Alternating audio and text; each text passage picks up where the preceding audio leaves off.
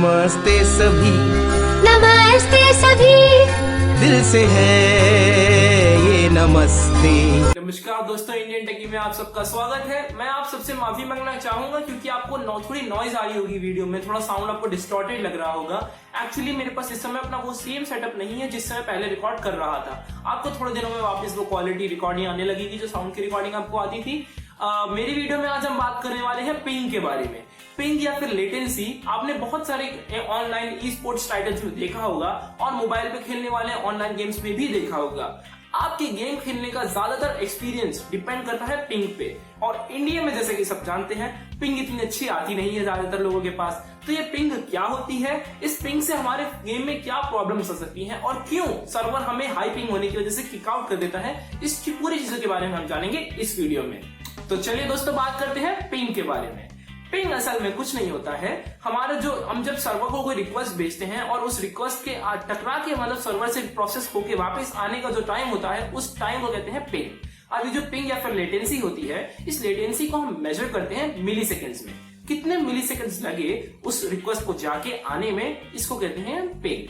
अभी जो मिली सेकेंड्स वाला जो टाइम है, ये जितना ज्यादा होगा उतना ज्यादा लैग देखने को मिलेगा। अब सोचिए कि आपने कीबोर्ड में आगे का बटन दबाया, काउंटर स्ट्राइक की बात कर रहे हैं, आपने आगे चलने का बटन दबाया। अब जैसे ही आप आगे चले, आपके गेम ने रिक्वेस्ट भेजी अपने सर्वर को कि देखो भैया मैं इस सर्वर में इतना आगे चला हूं। तो जो सर्वर को अपनी रिक्वेस्ट भेजी कि ये मेरी लोकेशन अपडेट कर दो, वो अपडेट होके वापस आने में अगर आपको 400 मिली सेकंड लग गए तो बहुत ज्यादा टाइम होता है। और 100 से ऊपर की कोई भी पिंग अनप्लेएबल मानी जाती है और 100 से नीचे की पिंग हम कह सकते हैं प्लेएबल होती है लगभग। वैसे 100 भी बहुत ज्यादा पिंग होती है अगर आप अच्छे से गेम खेलना चाहते हैं, पर तब भी 100 से जितनी भी ऊपर पिंग जाती है वो अनप्लेएबल होने लगती है क्योंकि 100 मिली सेकंड हो जाते हैं। 100 मिली सेकंड ई स्पोर्ट टाइटल में, वो भी रिक्वेस्ट आने जाने के टाइम में बहुत ज्यादा टाइम होता है।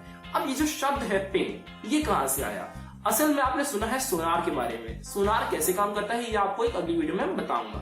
सोनार में क्या होता है, एक साउंड वेव भेजी जाती है और वो एक चीज से टकरा के वापस आती है और उस पूरे प्रोसीजर को कहते हैं वो पिंग हो गया है। तो उस चीज को कहते हैं पिंग। ऐसे ही जैसे आपको दिख रहा होगा, आपने सर्वर से रिक्वेस्ट भेजी सर्वर को, सर्वर ने आपकी लोकेशन अपडेट करके आपको वापस भेजी। तो जैसे ही सोनार जैसा काम हो रहा है, ये टकरा के वापस जा रहा है, इसी को कहते हैं पिंग या फिर लेटेंसी।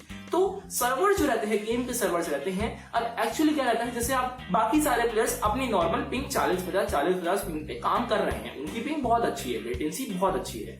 तो आपका अकेले चल रहा है अगर 350 पिंग पे, तो क्या होगा, आपको कुछ अनफेयर एडवांटेजेस भी मिल सकते हैं इसकी वजह से। जैसे कि आपने अपना आगे का बटन दबाया, आप आगे बढ़ गए, पर आपकी पिंग चल रही है 350 मिली सेकेंड, तो आप एकदम से यहाँ थे, जब तक आप अपडेट हुआ आप लगभग टेलीपोर्ट होने जैसा काम हुआ ये। आप यहाँ से एकदम से आगे पहुंच गए, तो आपको ये अनफेयर एडवांटेज मिला कि जो दूसरे प्लेयर्स हैं वो कभी देख ही नहीं पाएंगे कि आप कहाँ जा रहे हैं। ऐसा रहता है, तो इसलिए जो सर्वर से रहता है उनको ये पता रहता है। और कई बार आपको ये डिसएडवांटेज भी होता है, इस टेलीपोर्टेशन की वजह से ही आप खुद भी उन पे निशाना नहीं लगा पाएंगे। चाहे वो आप पे ना निशाना लगा पाए वो बात भी अलग है, और आप खुद भी उन पे नहीं लगा पाएंगे क्योंकि आप स्टेबल होंगे ही नहीं वहां पे।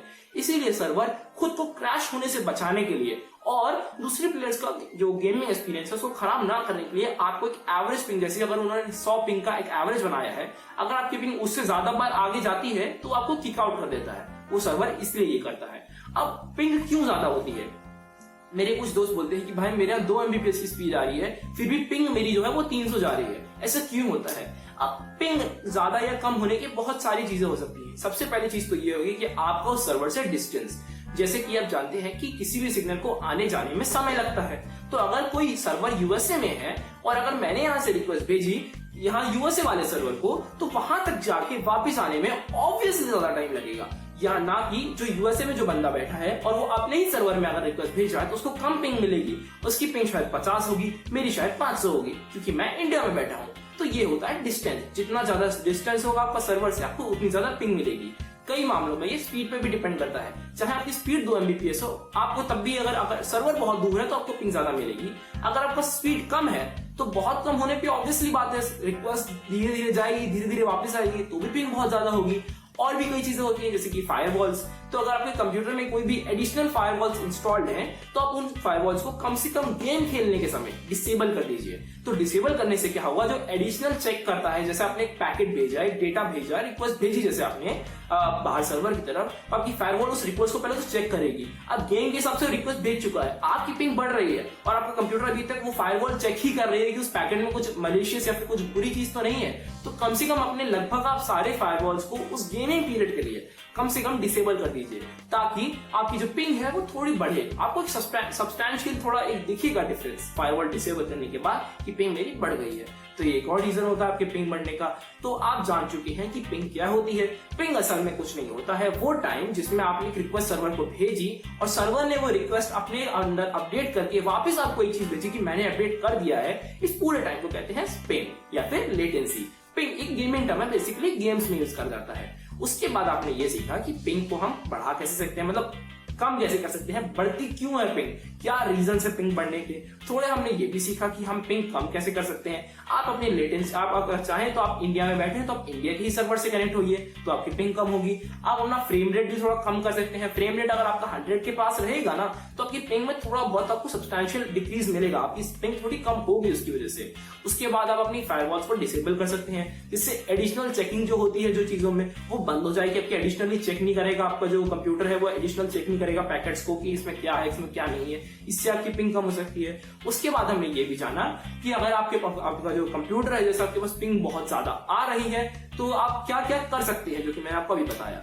तो अगर आपको इस वीडियो में कुछ भी अच्छा इंपॉर्टेंट लगा हो, आपको इन्फॉर्मेटिव लगा हो, तो प्लीज मेरे चैनल को सब्सक्राइब करिए। मेरी वीडियो देखने के लिए धन्यवाद। बस चैनल को सब्सक्राइब कर दीजिए।